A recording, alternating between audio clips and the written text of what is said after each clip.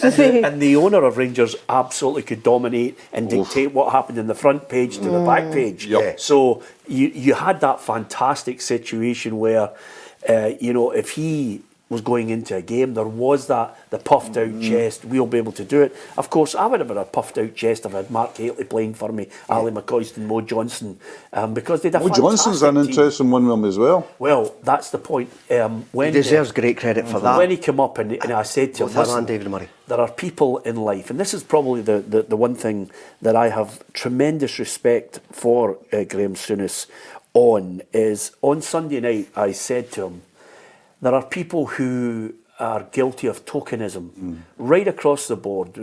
I've been an ambassador for Show Racism, the Red Card, and there are people who hold cards up and get their photographs taken. There's some people who say things for certain campaigns on other issues, but they don't give two hoots about it. He said he was going to sign a Catholic, and he did. But first and foremost, he said, the driving force was I was getting a really good player. I came from Edinburgh, he said, I was 15, I moved to England. The whole sectarianism thing didn't cut with him, and I think his wife's a Roman Catholic.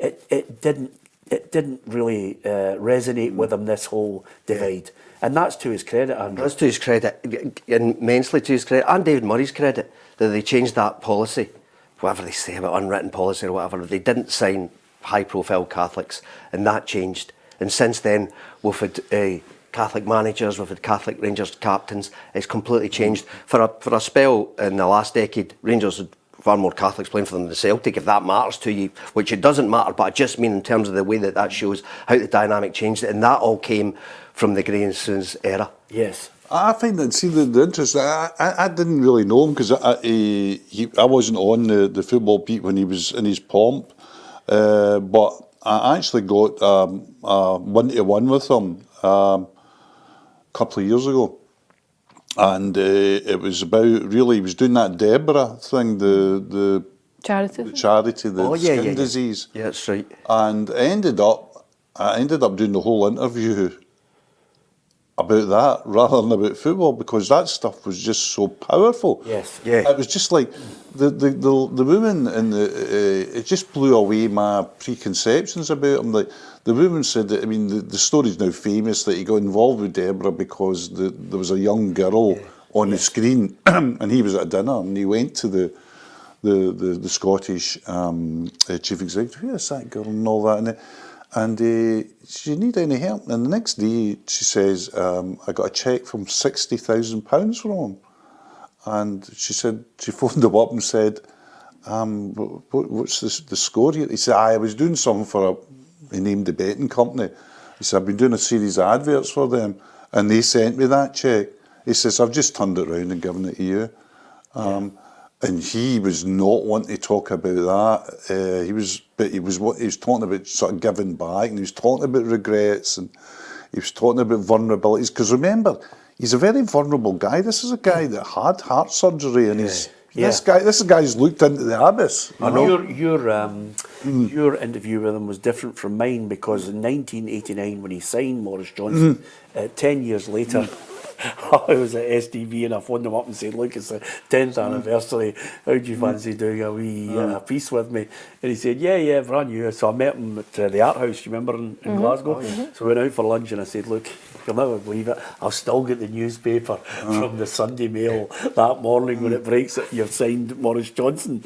And he still had his moustache, right? So I got the cameras all set up and I said, what I want you to do is have the paper up, Rangers sign a Catholic, I says, and just pop your wee head up at the start of the interview.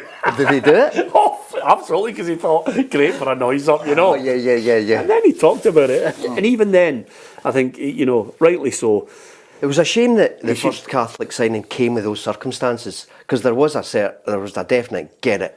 Right. Yeah. I mean, listen, there are people who I wouldn't give them the time of day on, signing a Catholic. Some people still can't stomach that who might follow Rangers, and then there are some people who don't like Maurice, who are Celtic fans, but because of the circumstances of being paraded, rightly or wrongly, Celtic at the time I thought got the stunt wrong. And then eventually, as ever, he signed what was a prototype of the pre-contract agreement Because he actually get fined by UEFA. Celtic Yes. could have held on to his registration, but Jack McGinn said, if that guy doesn't want to play for us, he won't play for us. But do you think he would have ever been a Rangers player if Fergus McCann had been charged of Celtic? And all the other circumstances were the same, he would never, because remember, when he went with Viduka, said, I don't want to play for you and all that, he went to Zagreb and said, you're playing for us because we're no letting you, we're no cancelling this transfer. It was one of those situations, though. Even I think what sticks in a lot of people's minds, and I don't want to go into a whole Maurice Johnson situation on Graeme Souness, but being paraded with his partner at the time with the Celtic top on and saying, I'm delighted to come back, and then the ultimate part of it is, a few weeks later, he's on the marble staircase coming out the door and all of Scottish football is rocked. And the story went round the world. Absolutely. It was another part. It was part of the philosophy at the time. Yeah. You spend a fiver, you'll spend a tenner. Yeah. And listen, apart from the distaste that some people might find in whether he was a Catholic signing for Rangers or the manner in which the deal fell through at Celtic and he joined Rangers, Graeme Souness deserves the respect for that moment. By standing up and doing it. And it worked out because Maurice Johnstone was a great player for him. Yeah, for about a season and a half, and then he kind of, I don't know, he kind of lost his appetite for it. I think he just get tired of the kind of the general level of abuse that he was taking. And I always remember Jerry McNee's commentary when he scored in the last minute at Ibrox, and he says, "Run into the crowd," and I thought, really?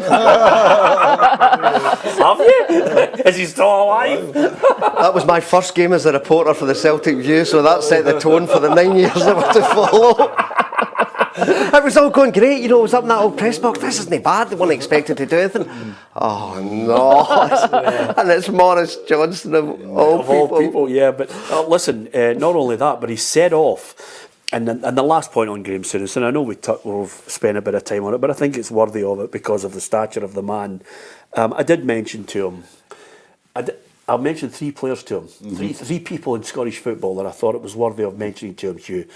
And it was, as a young footballer, you gain experience by playing with older footballers who can rub off. I mentioned your old mate, Bobby Murdoch. Yeah, he was glowing in his tribute of him. And then I said to him about Walter Smith. And at that point, the hard exterior of Graeme Souness that everybody knows, I was standing within a yard of him, and he was welling up, talking about Walter Smith and Jock Stein. He held 2 of them in such high regard. He was the last guy, he was with Stein when when he died. There's a magnificent Stein biography, documentary that was on BBC Alaba, and it was the highlight of it, if such a word can be used, was the end when Souness was talking about Stein. And it very was moving. Hugely moving. I mean, just like hugely moving, and it's interesting. Like going back to the Bobby Murdoch thing, they played in midfield for Middlesbrough under Jack Charlton in what would be called the old second division then, which would be Championship now. And it was always cliched. It was a hard league to get out of, and they won the league by about 13 points.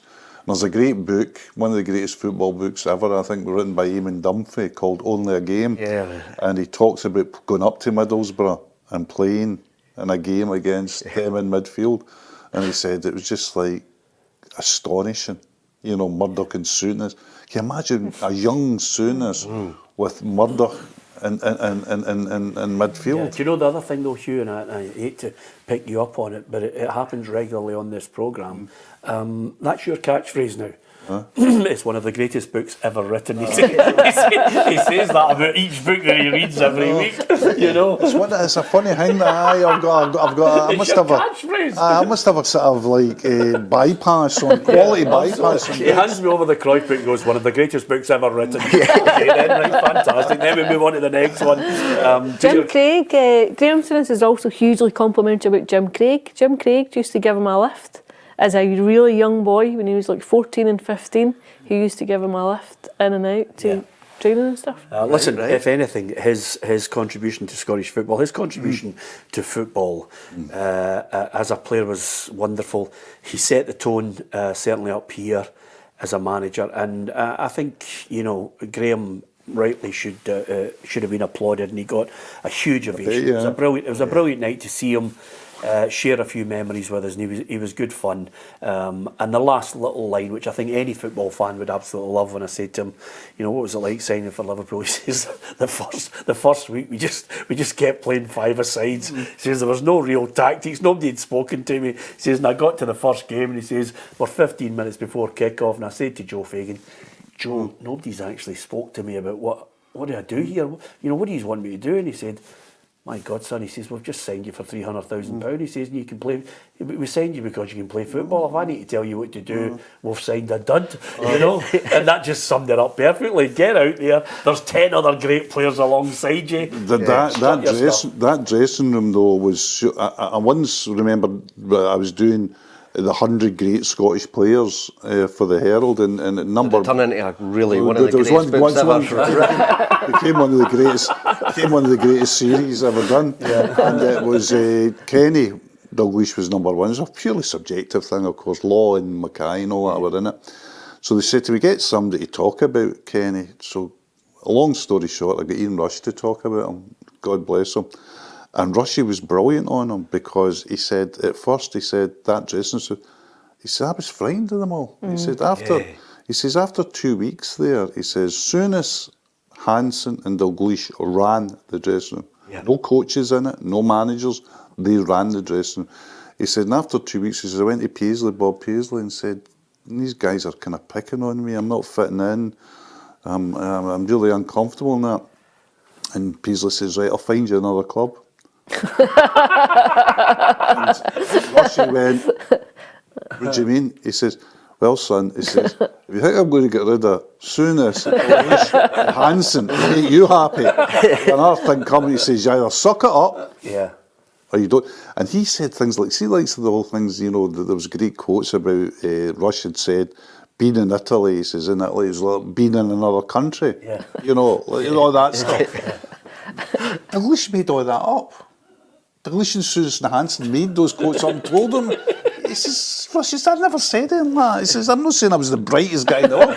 All these things were he says, they were coming out of the dressing room. He says, you just had to put up with it. Great noise off, isn't it? Listen, you have to suck it up. You have to be strong. You have to have, a strong mind, especially to playing big games for Liverpool. But also, Souness was, he was made for games, Celtic and Rangers.